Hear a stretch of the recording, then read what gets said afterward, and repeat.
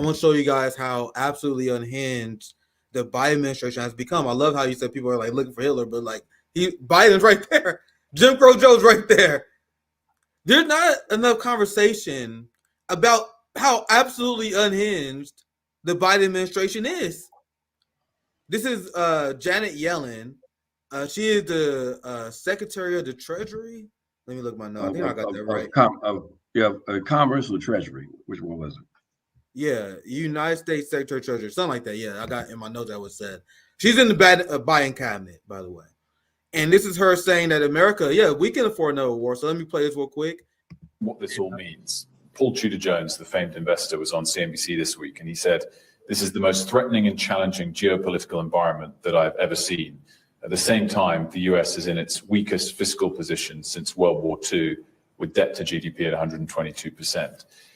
Can America, can the West afford another war at this time?" I think the answer is absolutely.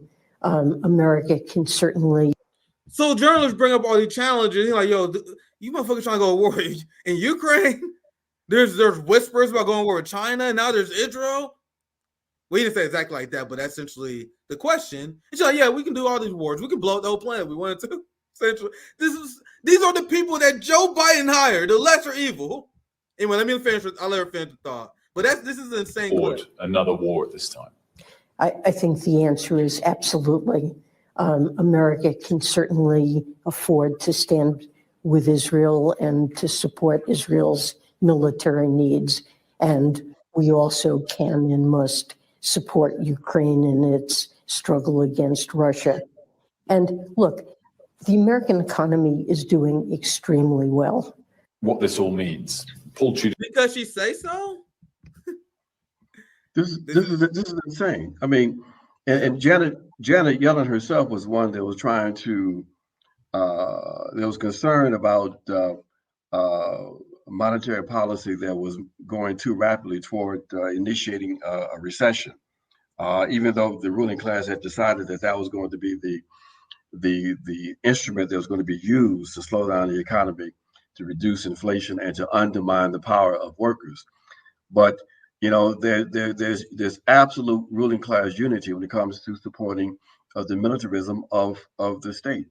And so you can't come up with $1.7 trillion to support Build Back Better with universal child care, et cetera, but there's no issue with coming up with unlimited amounts of money to support your military budget. Now, one of the reasons why they can do that is because these people, they print the money, okay?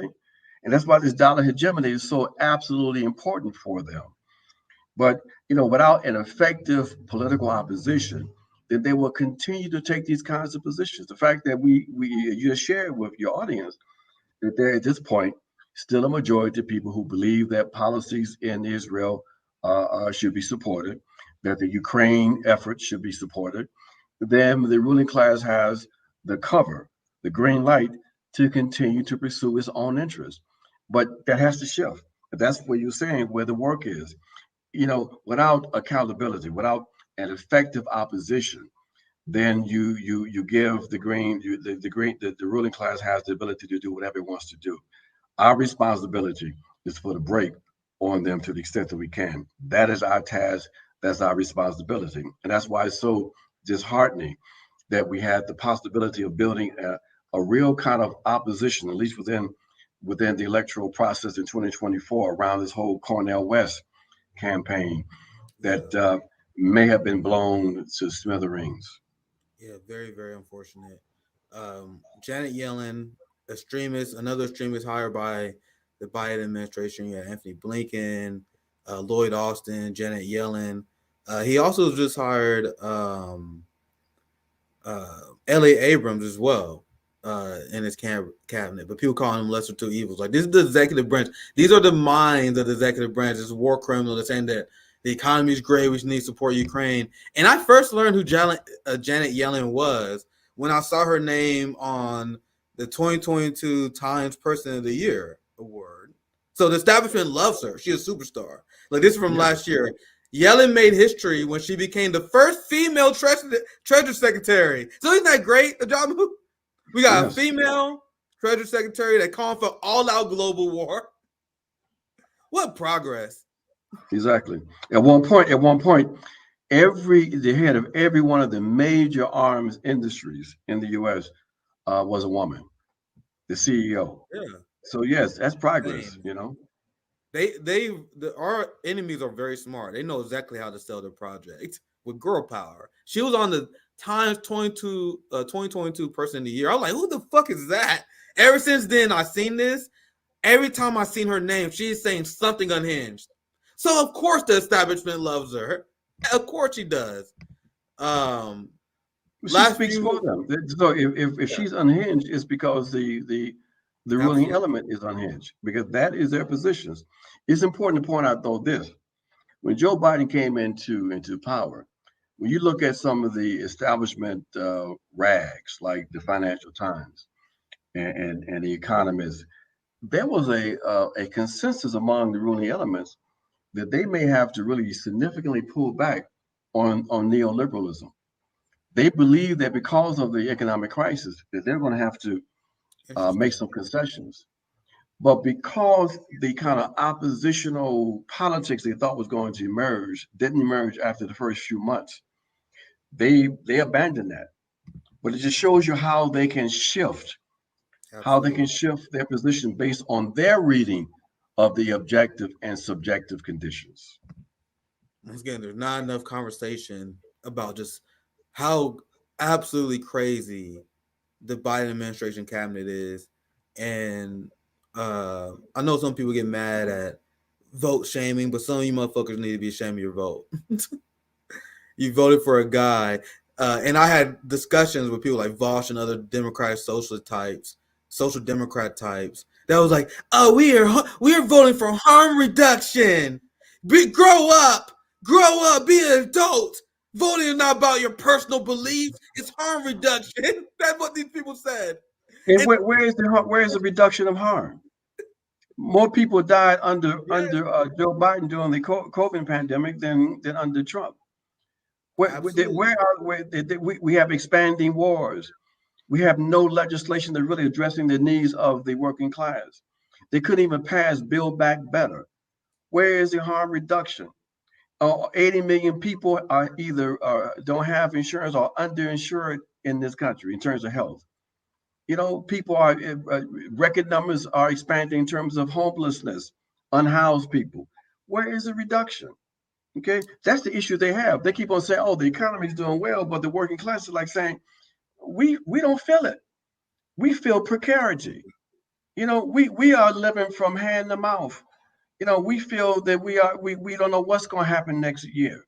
And y'all say everything is fine, and we should be wanting more of the same." That's why they're going to end up losing, because they are existing in a parallel universe.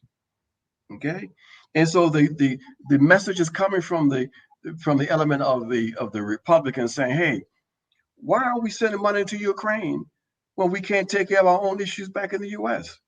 They say, "We'll tell you why, because there's no globalists," and they name them. Okay, now we refer to the globalists as the neoliberals, but that kind of proto-fascist line is starting to take hold. Okay, now of course their program is objectively a fascist program, but the ruling class, the ruling neoliberals, they will compromise with that program if they have to, because they are pushing their own version of fascism. So if they can't smash the Trump movement, believe me, there'll be some kind of accommodation with it at some point, and the ones who will be left out will be us. Well said. The last thing I want to show you guys today, speaking about fascism and neoliberalism, where we at. This is what I would define as late stage capitalism, the decline of empire.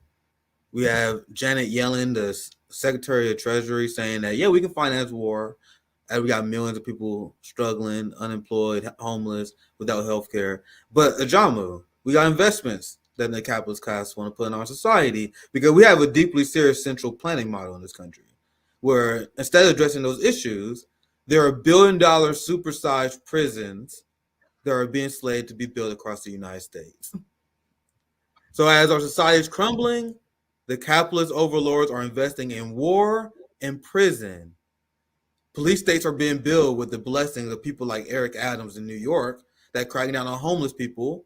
They're doing this to crack down on the dissent that they know is coming because they know neoliberalism and their current capitalist model has no justification. So, John, I'll give you the last word. I appreciate you for being generous. Any thoughts on the last few receipts I showed and any general statements about these super prisons and the direction our society is going in now?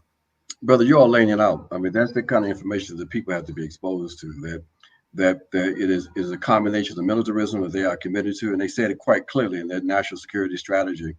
It's about global domination, and to sustain global domination, you have to have domestic support.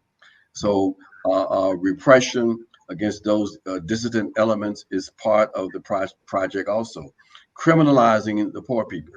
So you have this investment taking place, or slated to take place, to expand the prison system. We talk about the fact that there's over 2 million people in prison, and that there's a abolitionist movement. But it's quite clear that the ruling class don't give a fuck about abolition. They are committed to maintaining their hegemony, and they're not going to voluntarily give up on prisons and the police forces. So if you're not talking about defeating the capitalist state, then you bullshitting the people. Okay, all right. Absolutely. I don't have no time for some of that abolitionist bullshit. So basically, it's about war. They understand they have to wage war, and they are waging war, and they are strengthening their ability to, in fact, do that effectively. Prisons, cop cities, the 1033 program, arming the police forces to the teeth. They are waging war and prepared to fight. But right now, it's a one-sided war. Our responsibility is to build the capacity for our people to resist and to shift power toward us. Okay, and you can't do that any other way by being as upfront and honest with the people as we are today. If you're not about getting organized, preparing yourself, getting politically clear, and being prepared to fight for yourself and the generations that are coming, then basically step aside, because basically you're not prepared for what's coming and what is already here.